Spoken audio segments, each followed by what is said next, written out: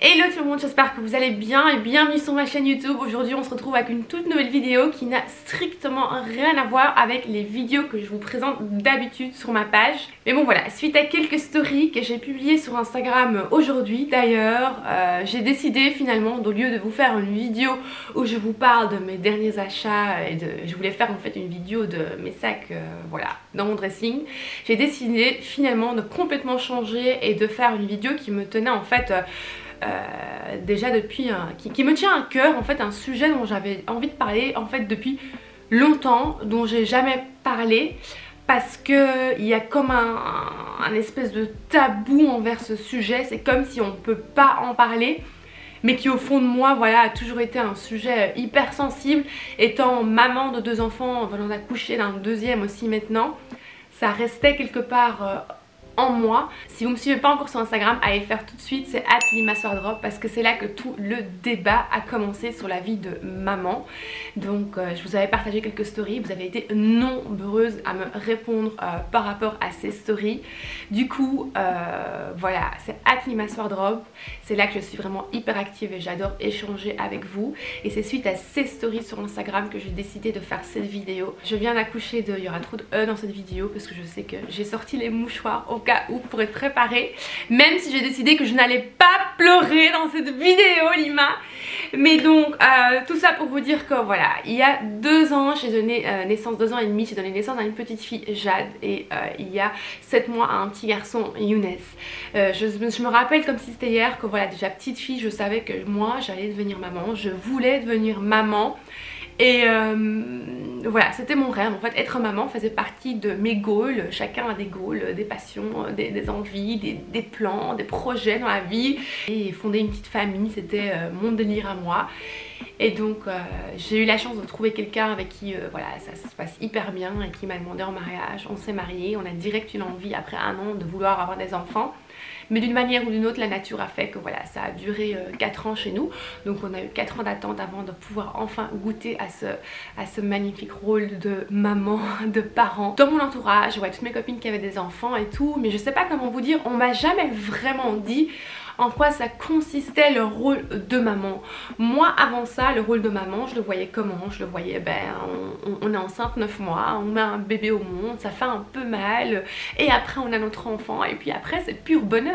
Voilà, on est un peu fatigué, mais après c'est le pur bonheur. Voilà comment moi on m'a vendu la chose. Être maman c'est le plus beau métier du monde, l'accouchement c'est le plus beau jour de votre vie. Moi on m'a vendu le truc mais comme le rêve quoi. Donc moi à ce moment là je suis absolument dans mon rêve.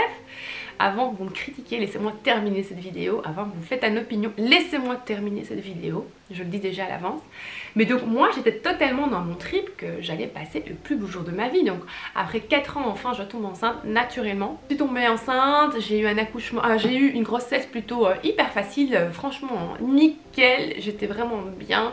Là déjà j'ai eu beaucoup de chance parce que voilà, j'aimais bien être enceinte, je me sentais bien, j'aimais bien ce petit ventre, j'aimais bien sentir, créer ce lien avec mon bébé, voilà, l'inconnu, ce petit être qui vit en moi. J'étais totalement dans ma bulle, j'étais tellement heureuse d'avoir cet enfant. Une fois arrivée à 40 semaines, voilà, on s'est rendu compte que bébé ne voulait pas sortir. Donc on a décidé d'aller jusqu'à presque 42 semaines et de là provoquer le bébé si le bébé ne venait pas encore naturellement. Ma fille, forcément têtue comme sa mère, a décidé de rester plus longtemps dans le ventre de maman. Je vous avoue que la fin de grossesse, ça devenait un peu de plus en plus lourd à porter parce que je fais quand même partie de ces femmes qui prennent beaucoup de kilos enceintes. J'ai pris 2 fois 25 kilos. Même si ça ne se voit pas, j'ai vraiment pris 25 kilos 2 fois d'affilée avec mes 2 grossesses. Du coup on a décidé de provoquer. Je vous avoue que je rêvais d'accoucher naturellement, j'en rêvais vraiment. Mais bon voilà, c'était trop risqué de laisser la petite trop longtemps dans mon ventre. Moi ce jour-là, je suis rentrée à l'hôpital, pump it up, en me disant yes, ce soir j'ai ma fille dans les bras, je vais passer la plus belle journée de ma vie, excitée comme une puce. Je parle encore avec ma gynécologue, je vais en contrôle, je fais encore des contrôles la semaine même. Je suis hyper contente, enthousiaste, je vais enfin accoucher, voir mon bébé. Voilà, je kiffe, hein. Moi je suis vraiment, je me sens hyper bien. Je dis à mon mec ce soir c'est le jour. La meuf pump it up. Bon, je commence déjà un peu à être moins euphorique, moins enthousiaste une fois que je commence à sentir les contractions qui arrivent, le mal. Mais je me dis bon ok Lima, you can do this, dans le sens où voilà, j'ai déjà vécu assez dans ma vie, j'ai senti déjà beaucoup de mal, que c'est un peu comme des règles douloureuses mais plus fort, donc je me dis ça je peux le gérer, Le problème qu'il y a, c'est que je suis rentrée à 6 h du soir et j'ai fait des contractions jusqu'à 3 h du matin. Donc ça fait déjà quelques heures que je me battais contre les contractions. Et puis à un moment, à 3 h du matin, je n'en pouvais plus. Mais ma gynécologue n'était pas là. Oui, j'avais toujours pas d'ouverture, rien. Donc indirectement, on me faisait comprendre que j'avais toujours pas d'ouverture et que ce bébé, il va falloir sortir à un moment.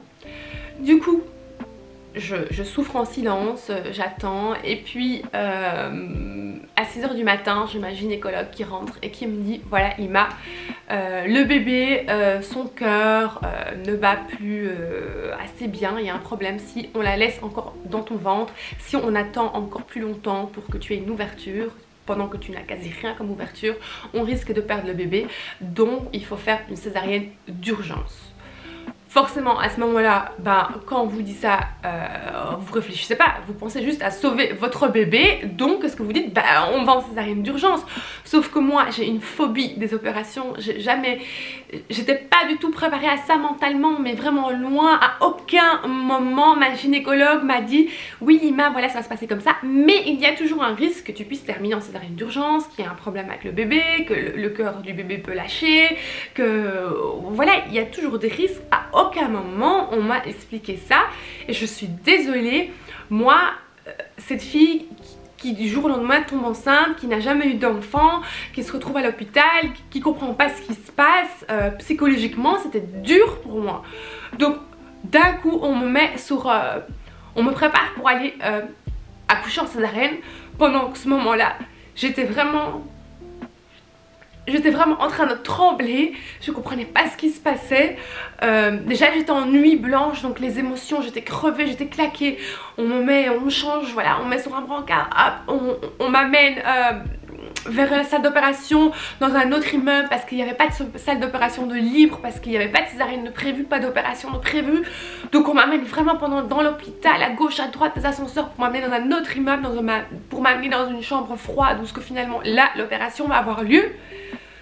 Je suis full émotion, j'ai peur de perdre mon bébé en même temps, mon cœur va lâcher, mon mec comprend pas très bien ce qui se passe. Voilà, en gros on vous met un espèce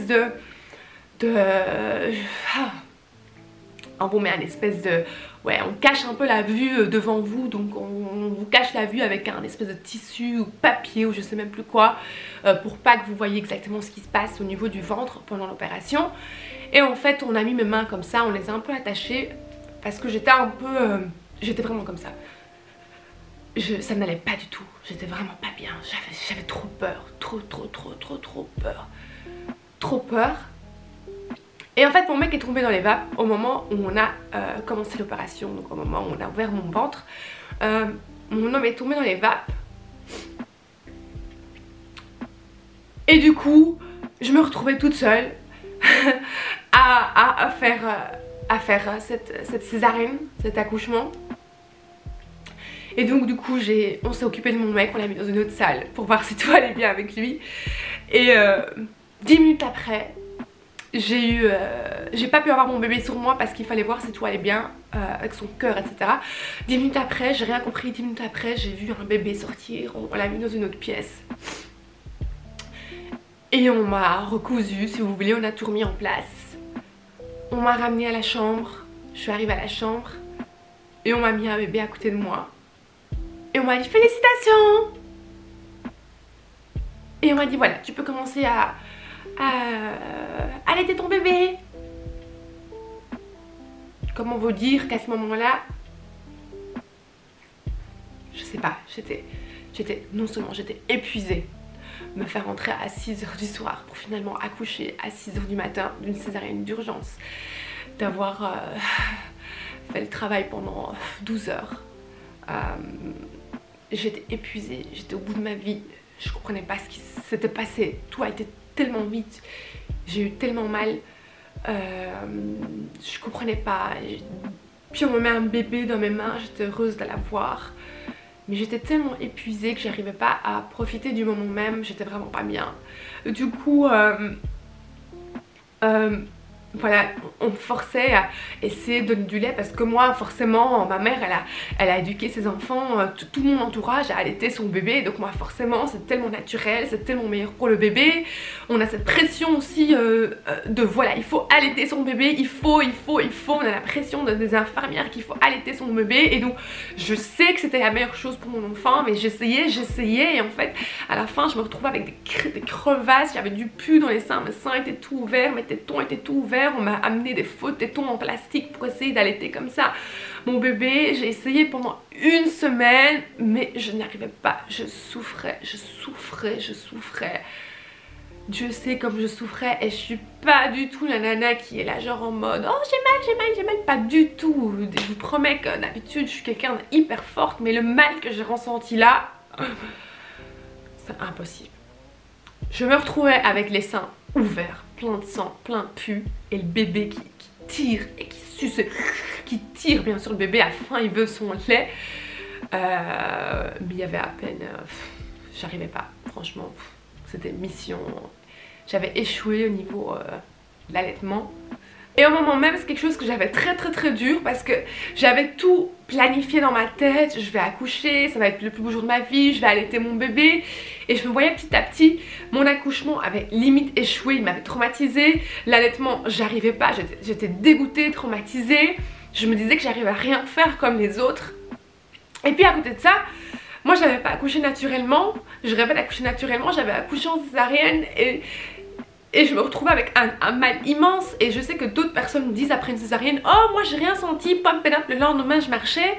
Moi j'étais alitée pendant 2 jours. Après 2 jours je devais apprendre de nouveau à marcher, je devais apprendre à rigoler, à éternuer, pendant que tout ce que je faisais je le sentais dans ma cicatrice. Apparemment j'ai demandé après à ma gynécologue comment ça se fait que d'autres personnes sentaient moins et d'autres personnes le sentent aussi fort que moi, et je sais pas si c'est vrai ou pas, mais elle m'a dit que je suis quelqu'un qui est hyper musclé du ventre, j'ai un corps hyper musclé, et du coup forcément sur quelqu'un qui est tellement musclé, quand on coupe tous les muscles etc, on le sent beaucoup plus que sur quelqu'un qui a moins de muscles si vous voulez au niveau du ventre. Donc elle m'a dit que c'était pour ça que moi je sentais les douleurs 3 fois plus, et voilà. Après je rentre avec un bébé, donc en fait le problème qu'il y a c'est que je devais moi-même récupérer de tout ce qui s'est passé de cet accouchement, et après m'occuper d'un bébé, et en fait je me retrouvais dans mon lit. Et là en fait j'étais plus dans mon lit d'hôpital, donc après une semaine je suis rentrée à la maison avec mon bébé, mais j'arrivais pas à profiter de cet enfant dont j'ai tellement rêvé, parce que j'étais tellement mal moi-même, parce que non seulement je faisais le baby blues, mais après j'ai fait une autre dépression, forcément le baby blues ça s'est pas arrêté là. Je devais prendre soin d'un bébé dont j'arrivais pas à m'occuper, parce que j'arrivais pas à m'occuper de moi-même, parce que je souffrais tellement encore moi-même, et j'avais tellement mal encore moi-même. Et dès qu'elle se réveillait, et dès que j'entendais ses cris, j'étais perdue, parce que j'étais là oh my god, ces cris c'était comme quand elle pleurait, je pleurais. Quand elle était pas bien, j'étais pas bien. Quand elle rigolait, je rigolais. Quand elle était joyeuse, j'étais joyeuse. Quand elle criait, quand elle hurlait, ça n'allait pas. Puis vient aussi le manque de sommeil. Voilà, je dois moi-même me rétablir d'une opération, d'avoir échoué entre parenthèses, de ne pas avoir su faire tout comme je le voulais. Dans ma tête c'était comme ça, de ne pas avoir su allaiter. J'échouais, pour moi dans ma tête j'avais tout échoué. Il fallait que j'essaie de récupérer moi-même, il fallait que je m'occupe d'un bébé à ce moment-là. Et puis le manque de sommeil, j'avais un bébé qui faisait passer nuit forcément. Je me rappelle quand j'étais à la chambre d'hôpital et que je lui disais est-ce que c'est normal que mon bébé il fait pleurer du matin jusqu'au soir. À aucun moment j'avais un bébé qui arrêtait de pleurer, j'avais vraiment un bébé qui pleurait du matin jusqu'au soir, et j'étais perturbée. Je demandais aux infirmières qui se baladaient là, je disais écoutez c'est normal que mon enfant pleure tellement parce que je m'en sors pas, nanani nanana. Et en fait elle m'a dit oublie la nuit et oublie de dormir. J'ai regardé mon mec et je dis mais se fout de moi celle-là, mais c'est pas possible. Je me dis c'est pas possible que toutes ces femmes qui accouchent passent par là, c'est pas possible que personne m'a jamais parlé de tout ça. personne à aucun moment dans mon entourage m'a dit tu vas plus dormir, tu vas galérer, tu vas souffrir, tu vas être au bout de ta vie, tu vas être sur les nerfs, tu vas être mais vraiment au bout du rouleau. Jamais à aucun moment quelqu'un m'a dit ça. Donc pour moi c'était vraiment, j'étais tellement perturbée, j'ai fait une grosse dépression. Je me souviens quand mon mec rentrait à la maison du travail, qu'il rentrait et qu'il voyait le bébé dans son lit, qu'il se demandait où j'étais et que j'étais couchée dans la salle de bain, dans la douche, et que j'étais couchée et que je laissais l'eau couler et que j'étais comme ça, mais assise par terre et que je laissais l'eau couler et je laissais l'eau couler et je laissais l'eau couler et que mon mec se rendait compte, mais elle est où l'Alima, la joyeuse, qui a tellement le peps, qui a la joie de vivre? Et j'étais plus moi, j'étais une autre personne. Je dormais plus, je vivais plus, j'étais coupée du monde parce que forcément dans mon entourage, quand j'essayais d'en parler, personne comprenait. J'avais des copines qui avaient accouché environ au même moment et tous les accouchements s'étaient hyper bien passés, c'était tous en train d'allaiter, et moi j'étais celle chez qui rien s'est passé comme il fallait. Donc je me sentais, j'avais vraiment l'impression d'avoir fait un échec comme pas possible. Il m'a fallu 3-4 mois pour m'en remettre. Après, petit à petit, mon mec, après 2-3 mois, quand il voyait que j'étais vraiment en faire une sale dépression, une grave dépression, m'a dit tu vas ressortir, tu vas aller retravailler, tu vas aller revoir du monde, tu vas rebouger et on va se partager la tâche, on va se faire une nuit moi avec la petite, une nuit toi. C'est à ce moment-là que j'ai commencé petit à petit à reprendre le dessus, à essayer de... En fait, j'ai été traumatisée. J'ai été traumatisée de mon accouchement et tout ce qui s'est passé après. J'ai été traumatisée dans mon rôle de mère parce que c'est pas du tout à ça que je m'attendais. J'ai vraiment été traumatisée tout simplement. Et une fois en recommençant à sortir, à bouger, à revoir du monde, à oublier ça, à donner ça une place, à apprendre à vivre avec, à avoir d'autres témoignages, à avoir des personnes sur les réseaux qui m'ont partagé un peu leur expérience, j'ai commencé à me sentir mieux, j'ai commencé à revivre, j'ai commencé à reprendre goût à la vie, j'ai commencé à avoir plus de plaisir, à créer aussi ce lien avec ma fille qui au début était difficile parce que au début je la voyais comme la source en fait si vous voulez de mes problèmes et du mal que j'avais à ce moment-là. Et là j'ai enfin pu créer ce lien avec ma fille. Aujourd'hui elle a 2 ans et demi, elle est rentrée à l'école aujourd'hui pour la première fois. Je l'aime à la folie aujourd'hui. Ma fille est ma raison d'être, je l'aime tellement, mais tellement. J'ai pleuré pour vous dire quand je l'ai déposée à l'école. Elle est mon rayon de soleil. Quand ça va pas, je pense à elle. Quand j'ai un coup de mou, je pense jusqu'à elle. Je vois son sourire, je la vois dire maman, maman, maman, et je suis aux anges et mon cœur palpite du sang à l'heure. Ma fille, c'est ma raison d'être. Elle me donne de la force. Elle est vraiment la meilleure chose qui me soit arrivée dans ma vie. Le cliché est vrai. Rien n'a plus d'importance tant que ma fille va bien, tant que mon enfant est heureux. Elle est la plus belle chose qui m'est arrivée. En tout cas, si j'ai voulu vous faire cette vidéo, c'était parce que je trouve qu'on n'en parle pas assez. On ne dit pas assez la vérité parce que c'est tabou, ou parce que comme si on vit dans une société où on ne peut pas en parler. Être maman c'est la plus belle chose du monde, c'est facile, on passe par là, c'est normal. Non, être maman ça a aussi des points négatifs, ça fait mal. Parfois il y a des personnes qui font une grave dépression à côté de ça. Il est important d'en parler, mais il est important aussi de savoir qu'après tout ça, tout se remettra en place, tout aura un sens. Et après ça vous verrez que finalement tout ce mal en vaut la peine, parce qu'au final vous aurez la plus belle chose qui existe en échange. Et la preuve c'est que 2 ans et demi après je l'ai refait encore une fois. J'ai tellement été traumatisée, mais j'ai donné de nouveau naissance à un deuxième petit bébé, un petit garçon cette fois-ci. Ça n'a pas été facile, j'ai de nouveau eu un accouchement un peu moins traumatisant que la première fois, mais aussi très traumatisant parce que j'étais tellement traumatisée de la première fois que je flippais encore plus la deuxième fois parce que je savais ce qui m'attendait. Mais je le referai encore une troisième fois et peut-être même une quatrième, une cinquième fois. Mais j'ai pas le droit parce que voilà, j'accouche en césarienne et malheureusement chez nous en Belgique on dit que c'est 3 césariennes et après on arrête. Mais je le referai encore une troisième fois. Donc j'espère que cette vidéo pourra vous convaincre quelque part, mais que vous serez préparés au jour J si jamais ça arrive. Et pour le même prix vous allez avoir une grossesse flex et vous allez vous sentir top et ça va vraiment être le plus beau jour de votre vie. Mais pour le même prix voilà, vous avez une option B de ce qui peut arriver. Mais dans tous les cas voilà, je tenais à faire cette vidéo du fond du cœur. J'espère que je vais être comprise, j'espère que je vais pas me faire laminer pour cette vidéo, détester et me faire critiquer parce que je sais que parfois les gens peuvent être durs sur les réseaux. Mais voilà, je devais faire cette vidéo, j'avais besoin d'en parler depuis longtemps et là je l'ai fait. J'ai dit tout ce que je pensais, j'ai expliqué mon vécu à moi, forcément c'est mon histoire personnelle.